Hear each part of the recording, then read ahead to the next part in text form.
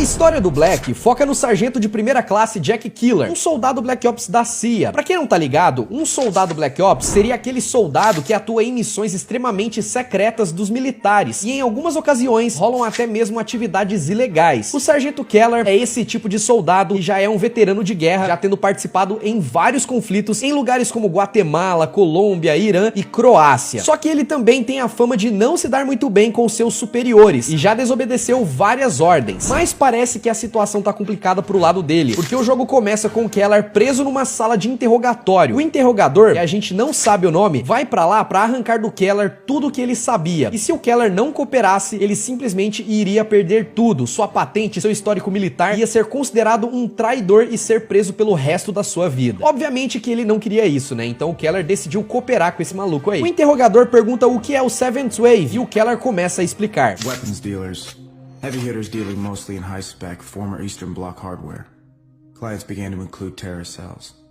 Seventh Wave was escalated to priority status after they took out 9 agency spoofs. Seventh Wave, ou Sétima Onda, em português, seria um grupo de traficantes de armas com acesso a armamento de ponta e que agora estava negociando com terroristas. Aparentemente, pessoas importantes dentro da política estão nesse miolo aí também. As agências governamentais já estavam de olho nesses caras, mas a Sétima Onda virou prioridade depois que, durante uma operação, eles mataram 9 agentes em execuções coordenadas, ou seja, foram mortes propositais e planejadas. Nada de incidentes ou danos colaterais. Depois disso, vários países como Estados Unidos, Inglaterra, China, Israel e alguns outros se juntaram para investigar a Sétima Onda e acabar com eles. E essas investigações levaram a 3 possíveis alvos: Valêncio, que a galera acreditava ser o chefe da organização, Ruven e Yevchenko, que era considerados os músculos, né, a parte mais estrutural do negócio mesmo. Quando os alvos foram finalmente localizados, 3 unidades de soldados Black Ops foram postos para agir numa operação conjunta então para derrubar a Sétima Onda de uma vez por todas. Keller tava numa dessas unidades, mas a operação deu errado. Então a gente é levado para 4 dias antes, justamente nessa operação que rolou em Chechênia, mais especificamente na cidade de Vemblinsk. O objetivo era reagrupar, entrar no museu da cidade que os terroristas estavam ocupando, acabar com os reforços inimigos e capturar os 3 membros então da Sétima Onda que estavam no local. Fora isso, tinha aquelas clássicas missões secundárias como destruir os computadores com informações sigilosas que os terroristas conseguiram, obter também o acesso a detalhes do sistema da NSA Echelon, recuperar uma caixa preta de um professor chamado Janek e encontrar a metralhadora Uzi, que estava perdida pelo lugar. Keller liderou a equipe Bravo nessa operação, mas depois que os inimigos mataram uma das outras unidades aliadas, Keller fica doido e desobedece às ordens. Ele não só mata os 3 membros chaves ao invés de só capturá-los, como também entra no local quando ele deveria esperar por reforços. Óbvio que iria dar ruim, né? Então Keller foi parado por um quarto membro chave da organização que ninguém sabia que existia até então. Depois, voltando pro presente, depois que você passa aquela primeira missão, o Keller fala pro cara que tá interrogando ele que esse quarto homem é americano e que por causa disso o terrorista hesitou em matar o Keller. Mas infelizmente o Keller não se lembra de mais nada do que o terrorista acabou falando pra ele, já que logo depois os militares atiraram no prédio com mísseis de RPG. O terrorista fugiu e o Keller sobreviveu, mas o impacto o fez perder a memória daquele incidente. A missão seguinte do Keller e da equipe Bravo seria atacar uma instalação onde tinha suprimentos e armas negociados pelos inimigos. Mas para isso, ele primeiro teria que atravessar a fronteira de Trenesca, que estava vigiada por uma tropa militar. Keller e seus companheiros invadem o lugar, que era uma grande floresta com uma base militar no local. Só que assim que chegam lá, eles se separam e perdem o sinal, não conseguindo mais se comunicar. Isso força o Keller a seguir em frente sozinho. Ele acaba entrando em conflito com os militares e depois de tentar muito, ele consegue contatar a sua oficial superior, a Tenente McCarver, que o orienta a atravessar um canal chamado de Vlodnik para encontrar com ela numa fazenda. Keller vai lá então, derrota mais alguns soldados e ainda destrói várias armas e suprimentos que estavam sendo guardados na fazenda. Nesse meio tempo, ele também realizou algumas missões secundárias, como destruir mais evidências que daria aos inimigos vantagem sobre os governos. Recuperou também objetos importantes e outros suprimentos que ele poderia levar, fora uma RPG que estava perdida por ali. Enfim, Keller encontra a McCarver e eles seguem com a missão. De volta pro interrogatório, o interrogador pergunta como Keller sabia que o McCarver tinha conhecimento sobre o tal inimigo americano. Keller parece não entender e o interrogador mostra um gravador revelando que McCarver tinha sido interrogada ali um dia antes do Keller e revelou que quando ela e o Keller se encontraram na fronteira de Trenesca, ele começou a perguntar pra ela sobre a Sétima Onda e ela falou tudo o que sabia. Keller started grilling me on Seventh Wave.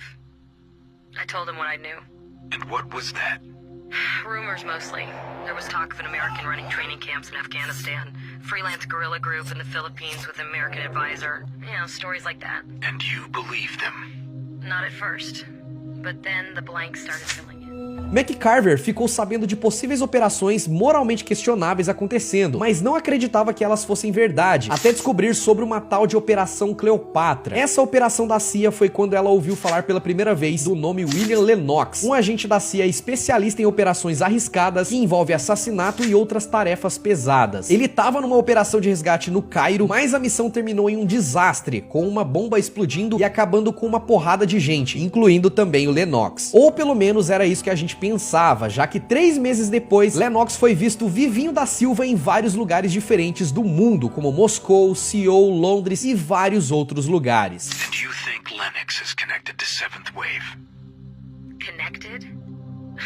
He started the whole thing. E quando o interrogador perguntou pra McCarver se ela achava que o Lennox era americano ligado à Sétima Onda, a tenente riu e disse que ele não é só esse tal de americano ligado à Sétima Onda, como ele é o criador e líder dessa organização. Sim, galera, o cara que o Keller encontrou anteriormente era o próprio William Lennox, líder então da Sétima Onda. Depois de mostrar a gravação da McCarver pro Keller, o interrogador volta a perguntar como ele sabia que a McCarver tinha tantas informações, mas o Keller alega que foi meramente coincidência, já que quem levou ele para a unidade liderada pela McCarver foi o seu colega de equipe, o Sargento Solomon, mas o interrogador não acredita em coincidências. Ele acha que o Keller tá escondendo alguma coisa. Deixando isso tudo de lado por enquanto, Keller começa a explicar o próximo passo dessa operação. Na ocasião, McCarver lidera o plano de atravessar a cidade de Nazran para chegar à fábrica onde rolava a produção dos armamentos. Eles atravessam um cemitério e depois uma cidade que mais parecia um campo de batalha. No caminho, eles tiveram que repelir forças inimigas, derrotar snipers e usar sniper também contra os inimigos, que inclusive é da hora pra caramba, mano. Você mira e dá uns tiros muito louco lá. Fora missões secundárias de destruir mais evidências novamente e encontrar mais itens importantes, como uma metralhadora M203 escondida na cidade. Depois que Keller conta essa parte da operação, o interrogador mostra mais um pouco da gravação do interrogatório da McCarver, onde ela continua dizendo que foi o William Lennox quem comandava todas as atividades criminosas então da Sétima Onda. Rumor has it that Division ran a black ops group.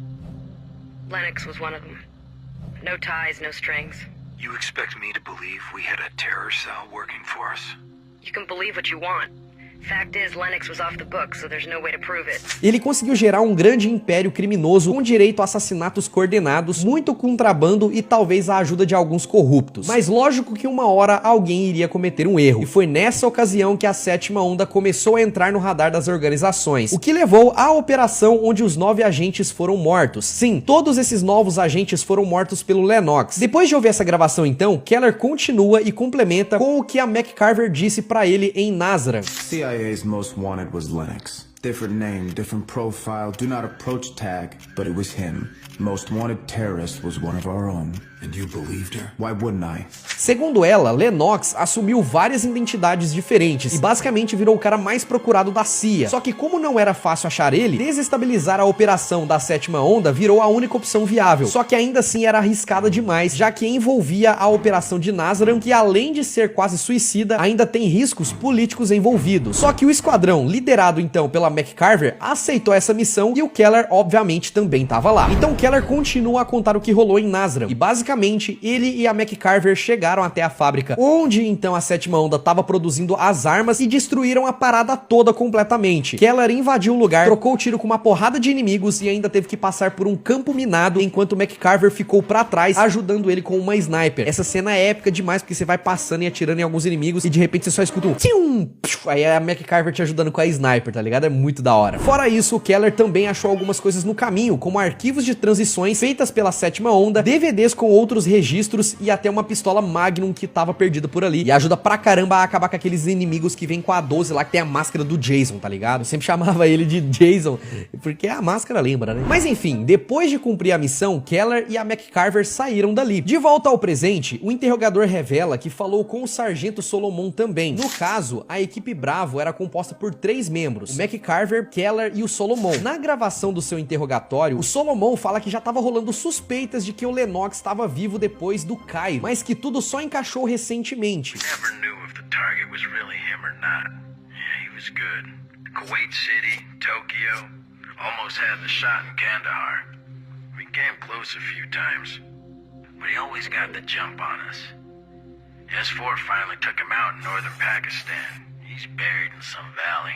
Quando perguntando sobre o Keller, Solomon chama ele de impulsivo e que não sabe o significado de dano colateral. Keller não curte muito esse comentário não, mas depois o interrogador agora pergunta sobre Valêncio, que pra quem não lembra, era um dos 3 alvos iniciais da galera. 4 agora que eles sabem por causa do Lennox, né? Antes do Lennox, todo mundo achava que o Valêncio era o líder da organização, então fizeram de tudo pra achar e capturar ele. E as investigações levaram Keller e os outros até o asilo chamado de Tivlis. Nessa missão, Keller contava com a ajuda de McCarver e do Solomon. A missão era a seguinte: invadir o asilo, passar pelos guardas, achar e capturar o Valêncio. E não poderia faltar mais uma vez aquelas missões secundárias, como recuperar arquivos roubados, itens chaves dos inimigos e a metralhadora M16 escondida, que era também, ó, supim. Eles conseguem limpar a área externa, mas as ordens eram pra continuar do lado de fora e esperar reforços. Só que o Keller não tava nem aí. E da mesma forma que ele fez em Vemblisc, ele desobedece às ordens dos seus superiores e entrou sozinho no prédio. Keller então acabou com todos os inimigos que apareceram pela frente dele e finalmente conseguiu então capturar o Valêncio. Mas as coisas ficaram complicadas, porque ao invés de só levar ele pra McCarver ou qualquer outro superior, Keller torturou o Valêncio, chegando até mesmo a ameaçar a família dele, querendo informações sobre o Lennox.